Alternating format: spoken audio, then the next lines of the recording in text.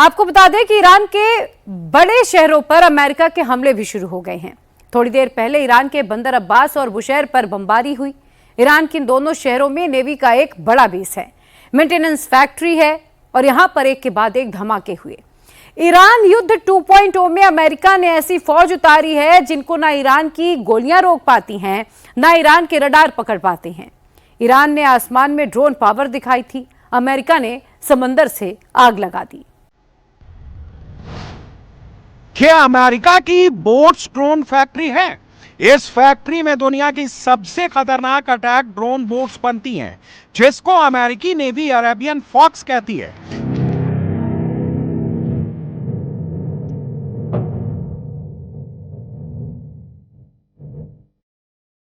क्योंकि ये drone boats कब कहां से आती हैं, कब धमाका होता है, किसी को भनक तक नहीं लगती।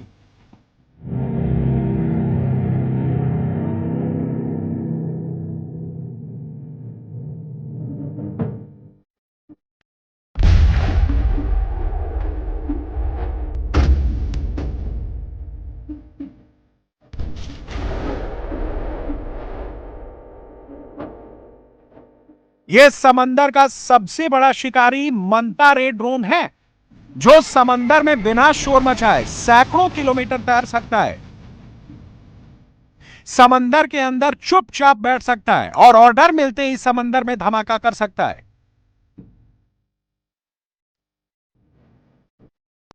यह दुनिया का सबसे एडवांस, सबसे डेंजरस अंडर वेपन है, जो सबमरीन भी है, वॉरशिप भी है और एयर स्ट्राइक भी करता है।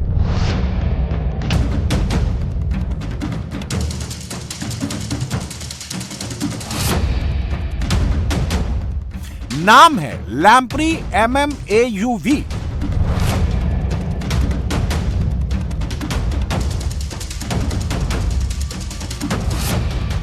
यह टेक्नोलॉजी दुनिया में चुनिंदा देशों के पास है, वर्टिकल टेक ऑफ वाला ड्रोन। दुनिया में गिने चुने देशों के पास एयर टू एयर फ्यूल वाले रिफ्यूलिंग प्लेन हैं, लेकिन अमेरिका के पास ऐसा रिफ्यूलिंग ड्रोन है जिसको एयरक्राफ्ट से लॉन्च करके सीधे वॉर जोन में रिफ्यूलिंग हो सकती है।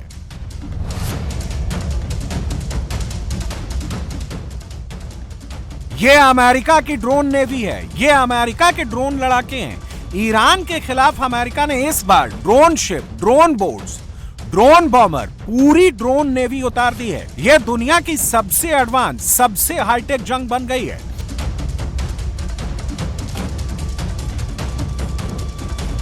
ईरान पर जब अमेरिका ने ऑपरेशन फ्यूरी लॉन्च किया तो दुनिया ने अमेरिकी हमलों की रफ्तार देखी।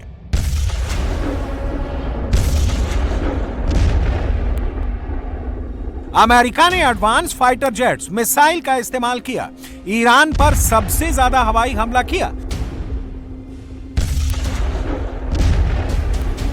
लेकिन ईरान युद्ध 2.0 पहले से एकदम अलग है। इस बार समंदर से आग लगेगी, समंदर से आग बरसेगी।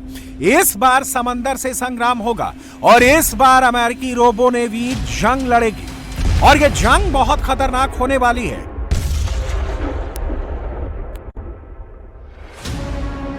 यह ईरान का सबसे बड़ा नेवी पोर्ट बंदर अब्बास है। ईरान का यह इलाका सबसे सेफ, सबसे सिक्योर माना जाता था। ईरान के सबसे बड़े बेस में 3 बोट्स आती हैं, 1, 2, 3। तीनों बोट्स तेज रफ्तार से एक एक तरफ आगे बढ़ती हैं और सीधे ईरानी नेवी पोर्ट्स पर हमला करती हैं। एक झटके में ईरान की नेवी की पावर आधी हो जाती है।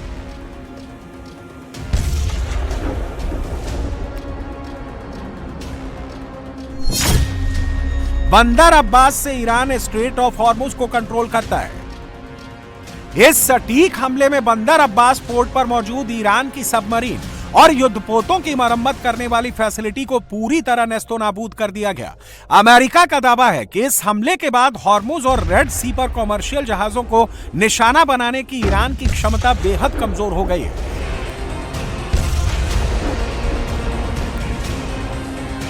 ईरान की राजधानी तेहरान जरूर है, लेकिन ईरान का पावर हाउस बंदर अब्बास शहर है।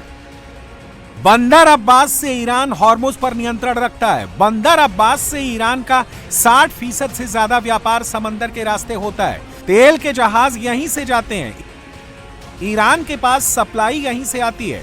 इसलिए अमेरिका सबसे ज्यादा बमबारी बंदर अब्बास शहर पर ही कर रहा है। ईरान का सबसे बड़ा शहर खाली होने लगा है। अमेरिका आसमान से बारूद बरसा रहा है।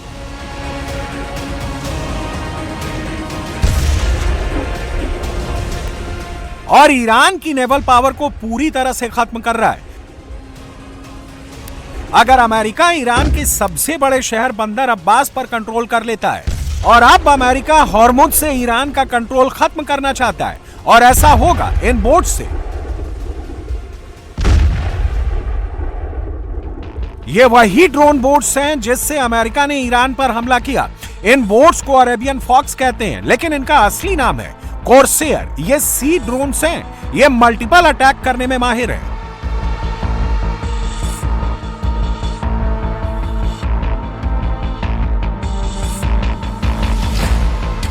समंदर में लाल रंग का एक टारगेट है जिसको खत्म करने का टास्क सी ड्रोन कॉर्सेयर को मिला है।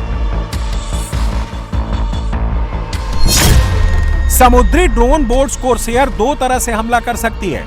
एक खुद जाकर टारगेट में ब्लास्ट हो जाए, दूसरा टारगेट के पास जाकर मिसाइल से हमला करे। पहला हमला तो दुनिया ने बंदर अब्बास में देख लिया, दूसरा हमला देखिए। समंदर में लाल रंग का एक छोटा सा जहाज है। ड्रोन बोट्स कॉर्सेयर को कमांड सेंटर से ऑर्डर आता है। ड्रोन बोट्स कॉर्सेयर रेंज पर पहुंचता है, तभी उस पर रखा एक बॉक्स खुलता है। बॉक्स से रॉकेट जैसा कुछ निकलता है और समंदर पर तैरते हुए आगे बढ़ता है। फिर होता है धमाका।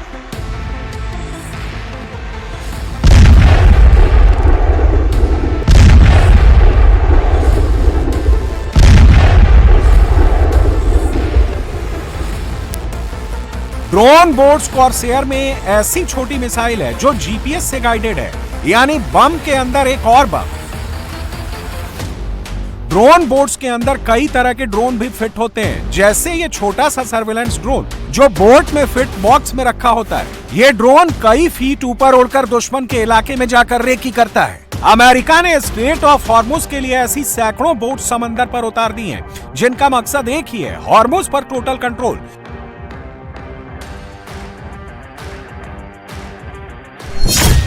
ये टास्क मिला है अमेरिकी नेवी की टास्क फोर्स 59 को।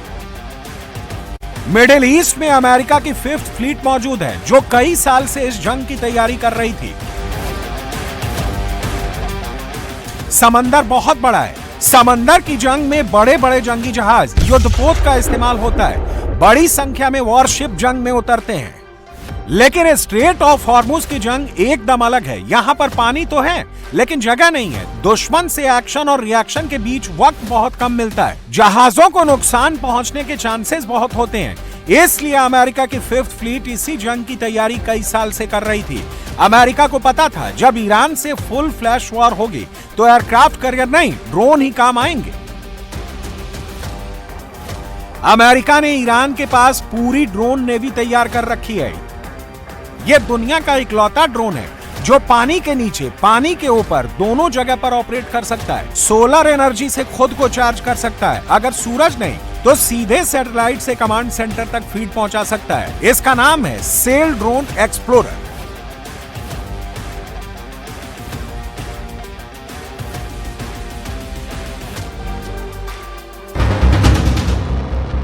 ईरान और अमेरिका के बीच में समझौता टूट चुका है। युद्ध का सेकंड राउंड शुरू हो चुका है।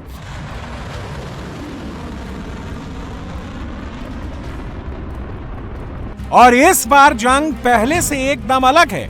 इस बार हथियार अलग हैं, टारगेट अलग है, युद्ध नीति अलग है और सबसे बड़ी बात, मकसद अलग है।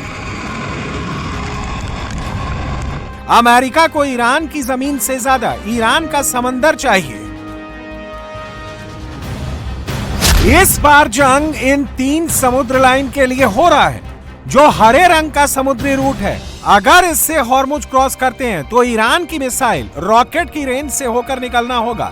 ईरान के रहम पर जाना होगा। जो लाल वाला रूट है ये मेन शिपिंग रूट है, लेकिन यहाँ पर माइंस बिछी हैं, ड्रोन मंडराते रहते हैं। इस रूट पर ईरान जाने से रोकता है। ये तीसरा नीला रूट है। इस वक्त यहाँ पर सारे जहाज खड़े हैं, ना आगे बढ़ रहे हैं ना पीछे जा पा रहे हैं। ये रूट ओमान के पास से जाता है। आपने सड़क पर जाम देखा होगा, पहली बार समंदर में जहाजों का जाम देखिए। ईरान अमेरिका युद्ध शुरू हुआ तो सैकड़ों जहाज स्ट्रेट ऑफ हॉर्मुज में फंस गए। हर मिनट इन पर हमले का डर है और डर तब तक रहेगा जब तक युद्ध चलेगा।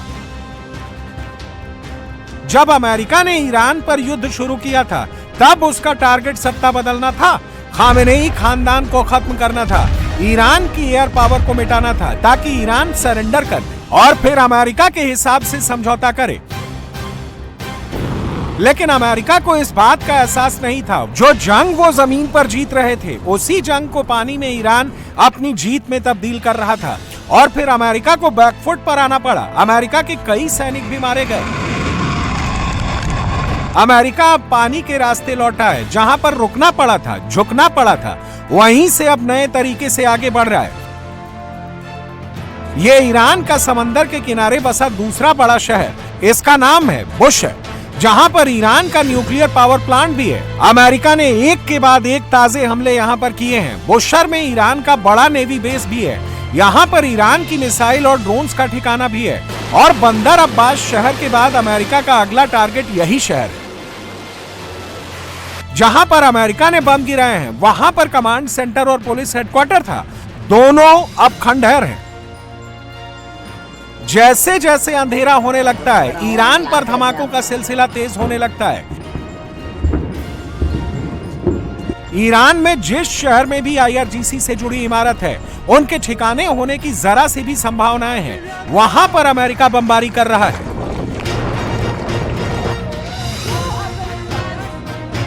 अमेरिका का दावा है कि इस बार ईरान को न मिसाइल से हमला करने का मौका मिलेगा, ना उसको ड्रोन उड़ाने का टाइम दिया जाएगा। अमेरिका बहुत घातक हथियारों से तबाही मचा रहा है।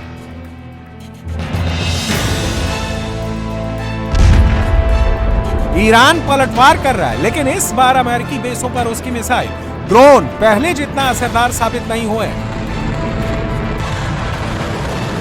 अगर ड्रोन बोट्स का इस्तेमाल करके अमेरिका ने ईरान को चौंकाया है तो इस बार सऊदी अरब ने भी ईरान को जबरदस्त झटका दिया है। खाड़ी में एक और जंग शुरू हो गई है। सऊदी अरब और ईरान समर्थक हूती ग्रुप में जंग छिड़ गई है।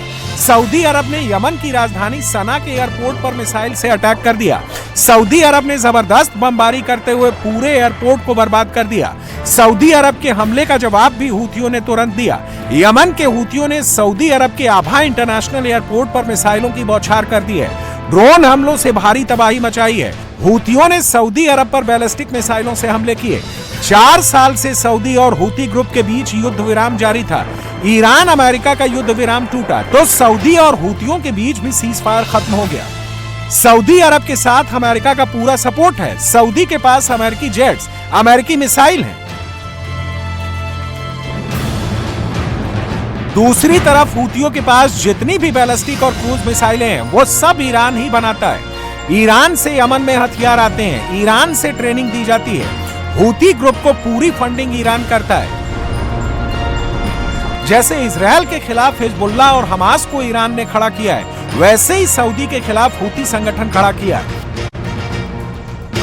अमेरिका ईरान की जंग अब कई देशों के बीच डायरेक्ट जंग बन चुकी है। अगर ये अभी नहीं रुकी तो इसको फिर रोकना नामुमकिन हो जाएगा।